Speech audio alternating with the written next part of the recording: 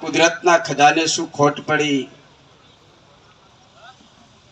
કે આવડો મોટો મહાન વ્યક્તિને એમના દરબારમાં બોલાવી લીધા. એ આપણને સૌને દુઃખદ છે. મારી સ્વયં વાત કરું તો બાપા 1 મહિના પહેલા જ લક્ષ્મીપુરા ગામમાં માતાજીની પ્રતિષ્ઠા હતી અને હું ત્યાં બેઠો હતો, બાપુ પણ ત્યાં બેઠા હતા અને બાપુએ જે માઇકમાં મને આશીર્વાદ આપ્યા, સાહેબ આજીવન મારા શરીરની અંદર જીવ છે ત્યાં સુધી બાપુનો ઋણી રહીશ.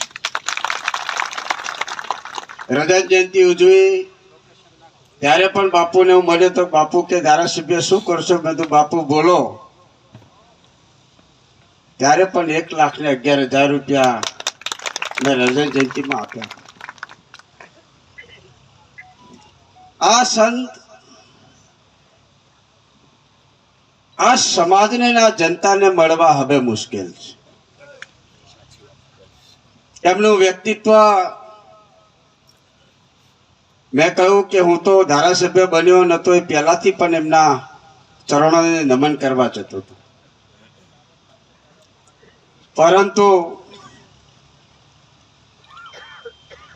ઓગણનાથ ભગવાનને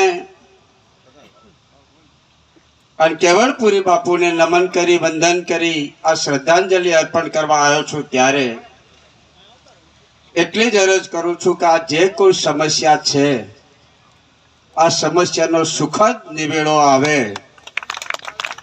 સર્વ સમાજ ના હિતમાં નિવેડો આવે અને સૌ સાધુ સંતો મહંતો સામાજિક અગ્રણીઓ આગેવાનો બેસી અને આનો સુખદ નિવેડો આવે એવી કેવળપુરી બાપુના ચરણોમાં નમન કરી વંદન કરી એટલી જ પ્રાર્થના કરું છું અને મારા નાથના ચરણોમાં